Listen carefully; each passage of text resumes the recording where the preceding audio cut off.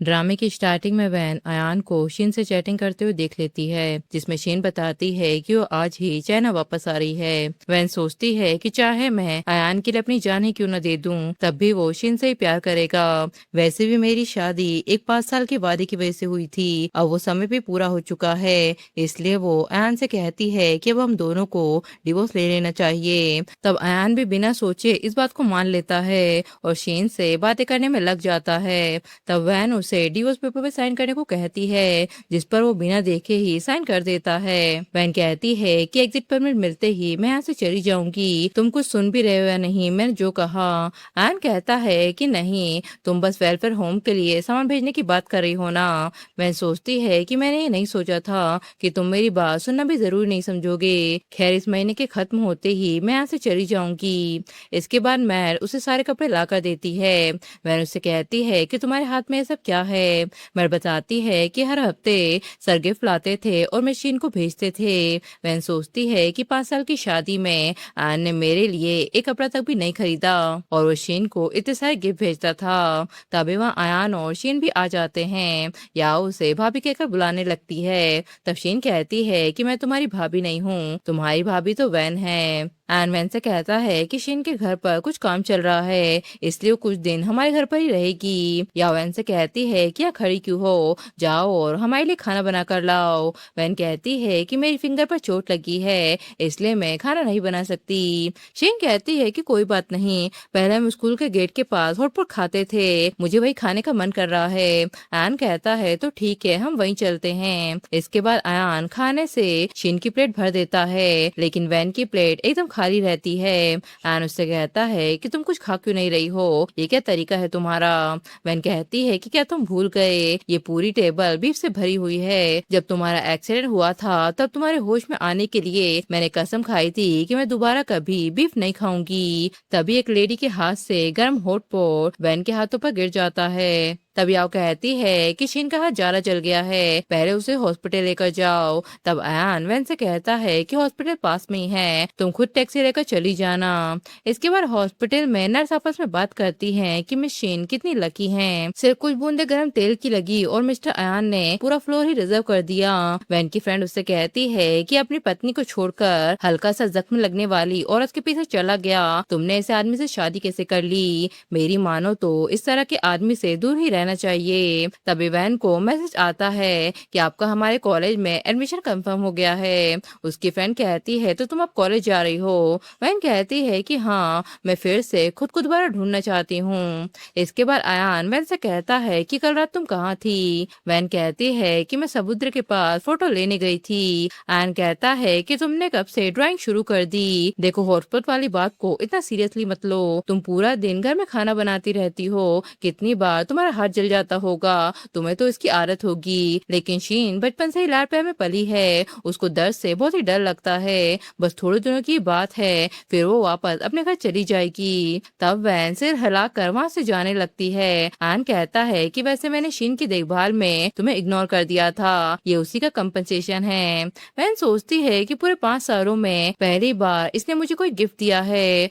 और वो भी सिर्फ गिल्ट की वजह से। तभी वहाँ याओ शीन भी आ जाते हैं। याओ कहती है कि वाओ, कितना खूबसूरत नेकलेस है, देखो ना मेरा भाई तुमसे कितना प्यार करता है। शीन कहती है कि मुझे ये नेकलेस बहुत पसंद आया। तो वैन उससे कहती है कि जब तुम्हें पसंद आया है तो इसे तुम ही रख लो। आन सोचता है कि इसे क्या हो गया है, ये पहले जैसे क्यों नहीं दिख रही। इसके बाद आन की मॉम वैन से कहती है क्या तुम सच में अब्रोड जाने का फैसला कर चुकी हो। तब वैन उन्हें हाँ कह देती है। उसकी मॉम कहती है कि कल घर में बंकेट है, सारे डॉक्यूमेंट भी मैं तुम्हें वही दे दूंगी। फिर पार्टी में वो वैन को सारे डॉक्यूमेंट देकर कहती है कि मैंने तुम्हारी फ्लाइट की टिकट भी बुक कर दी है। वैन कहती है कि बस मेरी एक छोटी सी रिक्वेस्ट है, मेरे जाने के बाद अगर अयान मेरा पता पूछे तो आप उसको कुछ भी मत बताना, मैं बस चुपचाप यहाँ से निकलना चाहती हूँ। तब अयान कहता है कि क्या मतलब, तुम कहाँ जा रही हो। उसकी मॉम कहती है कि कुछ नहीं, हम तो बस यूं ही बातें कर रहे थे। अयान कहता है कि चलो केक कट करते हैं। उसकी मॉम कहती है कि तुम लोग जाओ, मेरी अभी भी तबीयत ठीक नहीं है। तब आयान वैन से कहता है कि चलो मिलकर केक काटते हैं। वैन कहती है कि नहीं, तुम शीन के साथ जाओ। आयान कहता है कि क्या तुम अभी भी उस रात वाली बात को लेकर परेशान हो? मैं तुमसे वादा करता हूँ कि अगर दोबारा ऐसा मौका आया तो मैं जरूर तुम्हें ही पहले हॉस्पिटल ले जाऊंगा। वैन कहती है कि वो बात नहीं है, मेरी हाथ की चोट अभी ठीक नहीं हुई है। आयान कहता है कि ठीक है, बाद में हम घर चलेंगे। उसके जाते ही कुछ लड़कियां वैन को बुरी करने लगती हैं और कहती है कि अगर शीन अब्रॉड ना गई होती तो इसकी कभी इतनी औकात ही नहीं होती। अभी के अभी यहाँ से निकल जाओ। और वो उसे धक्का देकर गिरा देती हैं। आयान उससे कहता है कि क्या तुम ठीक हो? चलो मैं तुम्हें हॉस्पिटल लेकर चलता हूँ। तभी सेक्रेटरी कहता है कि मैं शीन को अचानक पेट में बहुत दर्द हो रहा है। तब वैन अपना दर्द छुपाकर उसे पहले शीन के पास जाने के लिए कह देती है। आयान कहता है कि ठीक है, फिर मैं तुमसे बाद में मिलूंगा। इसके बाद वैन अपने पिछले 5 सालों को याद करती है। उसने पूरी लगन से एक अच्छी वाइफ बनने की कोशिश की थी, लेकिन बदले में उसे कभी कोई इज्जत नहीं मिली। लोग उसका मजाक उड़ाते थे कि आयन के साथ तो शीन ही परफेक्ट जोड़ी लगती है। वैन को लगता है कि अब उसने अपना सारा एहसान चुका दिया है और अब वो आजाद है। कुछ दिन बाद जब अयान घर लौटता है तो आदत के मुताबिक वो वैन को आवाजें लगाने लगता है, लेकिन घर में कोई भी जवाब नहीं देता। तब मैड उसे बताती है कि जिस दिन आप शीन के साथ हॉस्पिटल गए थे उसी दिन मिस वैन अपना सामान लेकर घर छोड़कर चली गई थी। अयान सोचता है कि वैन सिर्फ नाटक कर रही है, उसे गिल्टी फील करवाने के लिए। उसे लगता है कि वो बस थोड़ी देर नाराज है और कुछ ही दिनों में खुद लौट आएगी, इसलिए वो सबको मना कर देता है कि कोई भी उसे ढूंढने नहीं जाएगा। तभी उसकी नजर डिवोर्स अग्रीमेंट पर पड़ती है। उसे एहसास होता है कि उसने अनजाने में उस दिन डिवोर्स पेपर पे साइन कर दिए थे। फिर भी उसका घमंड उसे सच मानने नहीं देता। वो खुद को समझाता है कि वैन उससे इतना प्यार करती है कि उसे कभी छोड़कर नहीं जा सकती। वो ये सब सिर्फ जेलसी की वजह से कर रही है। लेकिन धीरे धीरे घर की हर चीज उसे वैन की याद दिलाने लगती है। सुबह का खाना उसे खराब लगने लगता है, सूप का टेस्ट भी पहले जैसा नहीं होता। या उससे कहती है कि अब जब तुम्हारा डिवोर्स हो गया है तो चलो सेलिब्रेट करते हैं। आन कहता है कि तुम्हें कैसे पता चला कि मेरा डिवोर्स हो गया है? याओ कहती है कि उस दिन बंकेट में मैंने वैन को सूटकेस ले जाते हुए देखा था। आन कहता है तो तुमने ये बात मुझे पहले क्यों नहीं बताई? मुझे तो लग रहा था कि वो बस डिवोर्स का नाटक कर रही है। फिर जब वो उसे फोन लगाने की कोशिश करता है तो उसे पता चलता है कि उसके पास तो वैन का नंबर ही नहीं है, क्योंकि इतने सालों में उसने कभी खुद से वैन को एक बार भी कॉल नहीं किया। फिर अब जब उसे नंबर मिल भी जाता है तो उसे पता चलता है कि वैन ने अपने सारे फोन नंबर बंद कर दिए हैं। वो भागकर वैन के रूम में आ जाता है जहाँ से 3 जोड़ी कपड़े थे। मैड उसे बताती है कि हर सीजन में मिस यही पुराने कपड़े पहनती थी क्योंकि आपने कभी उनके लिए कपड़े नहीं खरीदे थे। आन कहता है कि ऐसा कैसे हो सकता है, मैं हर महीने उसे 10,000 देता था, फिर उसके पास कपड़े खरीदने के पैसे कैसे नहीं हो सकते थे।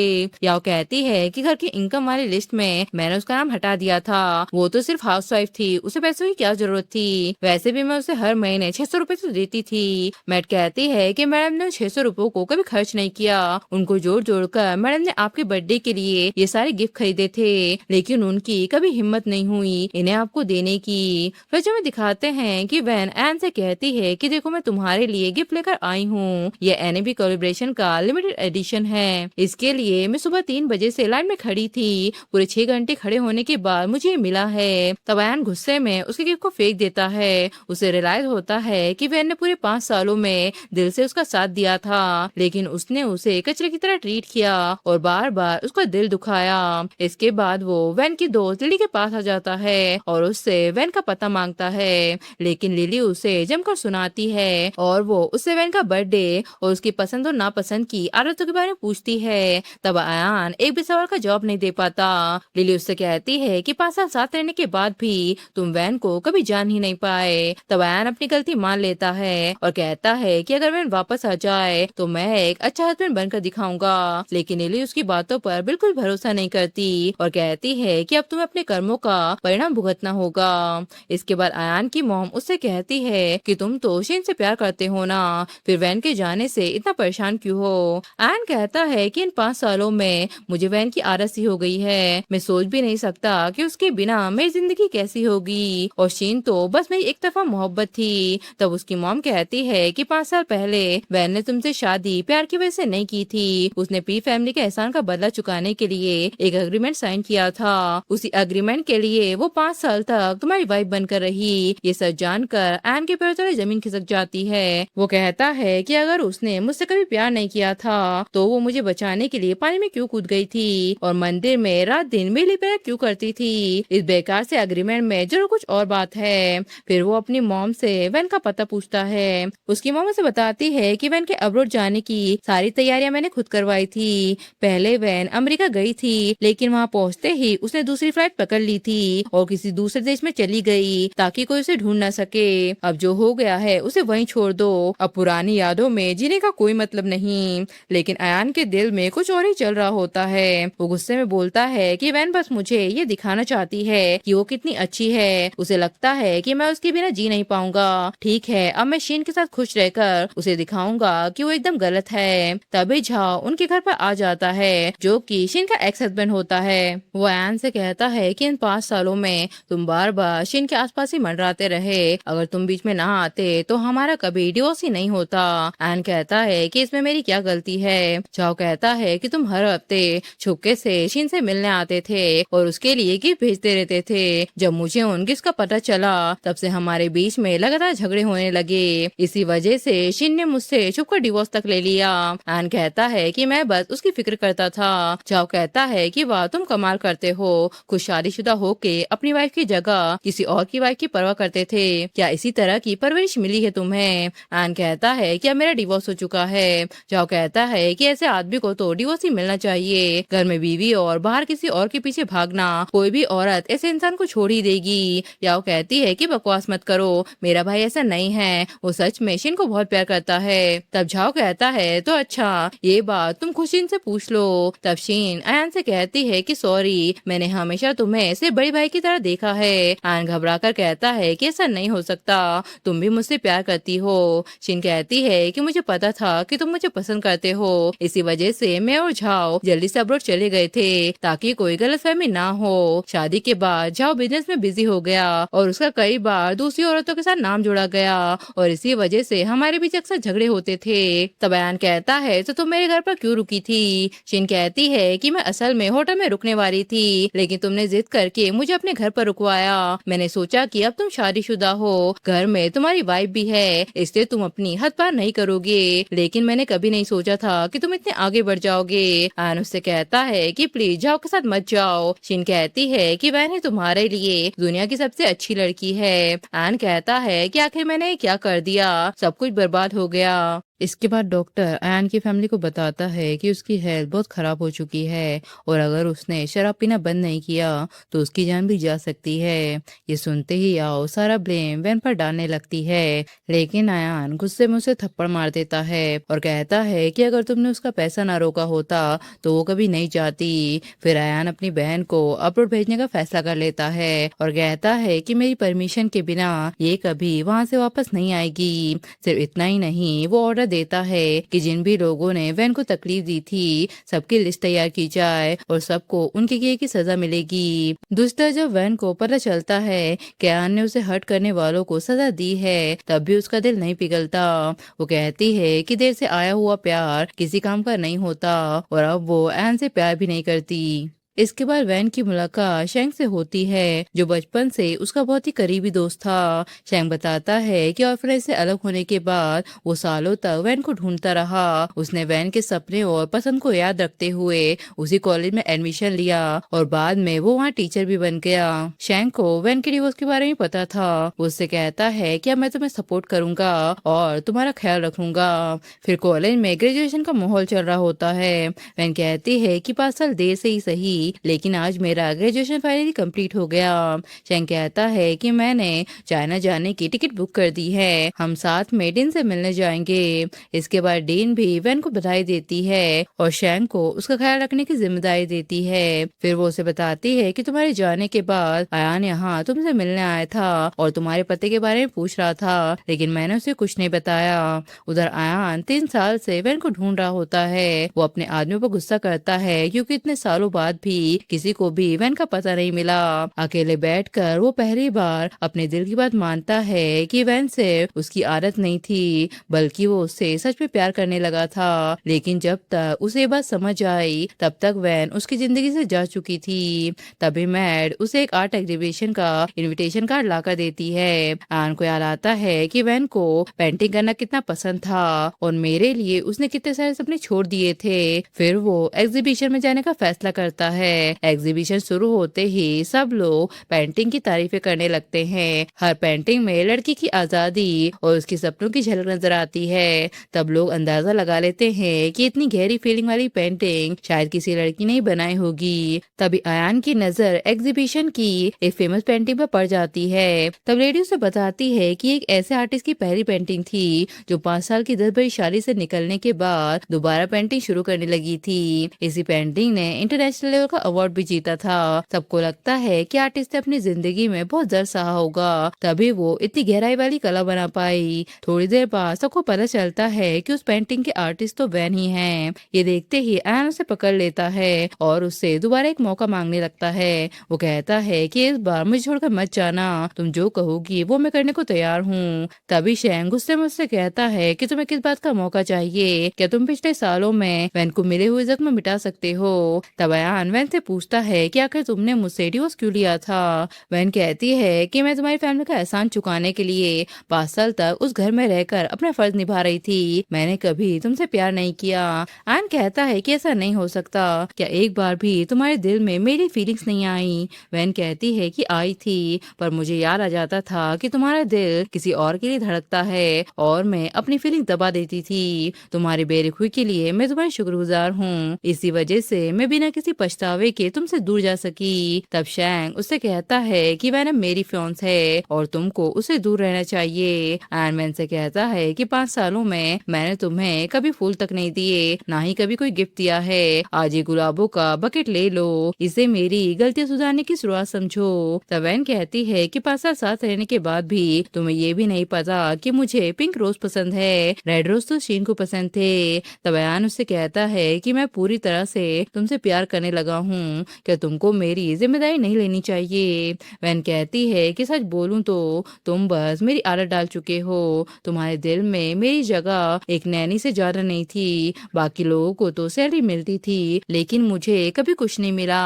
थोड़ी देर बाद अयान की मॉम वैन को फोन करके मिलने के लिए बुलाती है। शेंग उसे वार्न करता है कि अयान की मॉम पहले भी तुम्हारे साथ अच्छा बर्ताव नहीं करती थी, इसलिए तुम वहाँ संभल कर जाना। लेकिन वैन कहती है कि मैं इस बार हमेशा के लिए सभी साथ बराबर करने जा रही हूँ। जब वैन अयान की मॉम से मिलती है तो वो अफसोस जताती है कि उनके बेटे ने इतनी अच्छी बहू खो दी। फिर वो वैन को दोबारा अयान से शादी करने के लिए मनाने लगती है। वो उसे याद दिलाती है कि कभी पी फैमिली ने उसकी पढ़ाई में हेल्प की थी, लेकिन इस बार वैन बिल्कुल भी नहीं झुकती। वो एक कार्ड निकाल कर उनको दे देती है और कहती है कि इस कार्ड में उन पैसों से भी ज्यादा पैसे हैं जितने कभी उसकी पढ़ाई पर खर्च हुए थे। वो साफ कह देती है कि 5 साल तक पी फैमिली के लिए अपनी जवानी और जिंदगी का सबसे कीमती वक्त देकर वो पहले ही एहसान चुका चुकी है। अब कोई भी मुझ पर इमोशनल प्रेशर डालकर मेरी जिंदगी का फैसला नहीं कर सकता। बाद में शेंगवेन से कहता है कि कल मेरे घर में एक बड़ा फंक्शन है और मैं सबके सामने ऑफिशियली अनाउंस करना चाहता हूँ कि तुम ही मेरी पार्टनर हो। इसके बाद पार्टी में शेंग वैन के साथ एंट्री करता है। तभी याओ उसे देखकर कहती है कि वैन की वजह से ही मेरे भाई ने मुझे अब्रॉड भेज दिया था और वो यहाँ मजे कर रही है, मैं ऐसा नहीं होने दूंगी। फिर वो उस पर कॉफी फेंकती है लेकिन शेंग उसे बचा लेता है। आन वैन से कहता है कि तुम ठीक तो हो ना। शेंग कहता है कि ये मेरी होने वाली वाइफ है, उसकी हिफाजत मैं खुद कर सकता हूँ। वैन कहती है कि हाँ, कम से कम वो मुझे किसी और के लिए मुश्किल में तो नहीं डालेगा। एन कहता है कि 3 साल पहले जो हुआ था वो सब मेरी ही गलती थी, अगर मुझे दोबारा मौका मिलेगा तो मैं वैसा कभी नहीं करूंगा। वैन कहती है कि अभी भी तुम आगे बढ़कर मुझे बचा सकते थे लेकिन तुमने ऐसा नहीं किया। सच तो ये है कि मैं तुम्हारे लिए कभी उतनी इम्पोर्टेंट थी ही नहीं। ये सब देखकर शैंग उसे वार्निंग देता है कि जो भी हुआ है उसका जवाब पी फैमिली को देना पड़ेगा। दोस्तों याओ के डैड उसे मार रहे होते हैं। वो कहते हैं कि तुमने वैन से पंगा क्यों लिया, वो फू फैमिली की होने वाली बहू है। याओ कहती है कि कैसी बहू? 5 साल तक वो हमारे घर में नैनी बनकर रही थी। तब याओ की मॉम अपने हस्बैंड से कहती है कि आप अभी अभी अब्रॉड से लौटे हैं, ये बहुत लंबी कहानी है। तब उसके डैड कहते हैं कि नहीं, मुझे अभी बताओ, मुझे सब कुछ सुनना है। जब मैं बाहर था तब तुम लोगों ने आखिर क्या किया?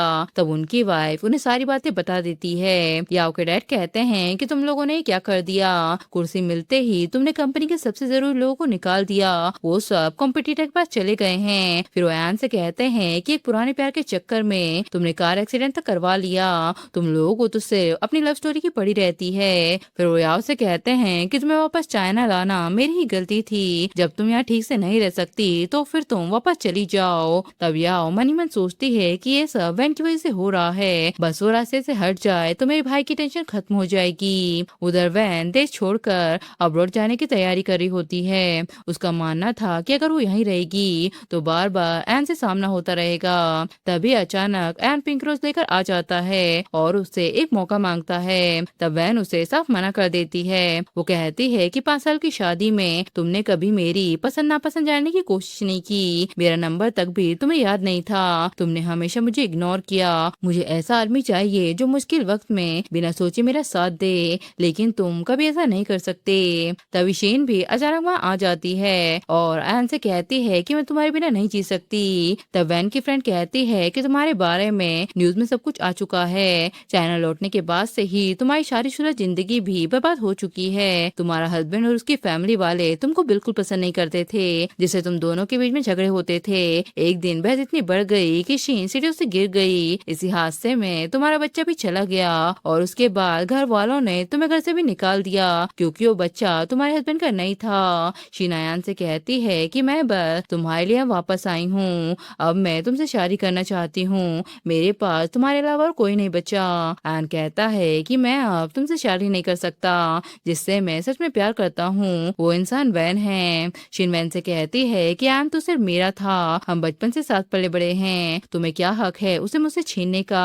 वैन कहती है कि मुझे ऐसे आदमी को रखने का कोई शौक नहीं है, तुम्हें इसे रखना है तो रख लो, लेकिन अयान उसका हाथ पकड़कर रोक लेता है। शीन को जेलसी होती है और वो हॉट वाटर वैन के ऊपर फेंक देती है, पर पहली बार अयान उसे बचा लेता है और खुद इंजर्ड हो जाता है। वैन उससे कहती है कि चलो मैं तुम्हें हॉस्पिटल लेकर चलती हूँ। शीन कहती है कि हटो यहाँ से, अगर तुम नहीं होती तो उसे चोट नहीं लगती। फिर वो वैन की गाड़ी की चाबी लेकर अयान को हॉस्पिटल ले जाती है। दोस्तों याओ वैन की गाड़ी को टक्कर मारने का प्लान बना चुकी थी। जैसे उसे वैन की गाड़ी दिखती है वो उसे हिट कर देती है, लेकिन जब वो उसके पास जाकर देखती है तो उसे कार में उसका भाई दिखता है, वो उसे हॉस्पिटल ले जाने लगती है। तब शीन उससे कहती है कि प्लीज मुझे पहले बचाओ। याओ कहती है कि नहीं, पहले मैं अपने भाई को बचाऊंगी, बाद में तुम्हें लेने आ जाऊंगी। इसके बाद याओ डॉक्टर से कहती है कि मेरा भाई अब कैसा है। डॉक्टर कहते हैं कि अयान की पीठ के निशान तो ठीक हो जाएंगे, लेकिन एक्सीडेंट में उनकी दोनों टांगे बुरी तरह इंजर्ड हो गई हैं, शायद उन्हें पूरी जिंदगी व्हीलचेयर पर रहना पड़े। तभी वैन बताती है कि अयान उसे बचाते हुए जख्मी हो गया था,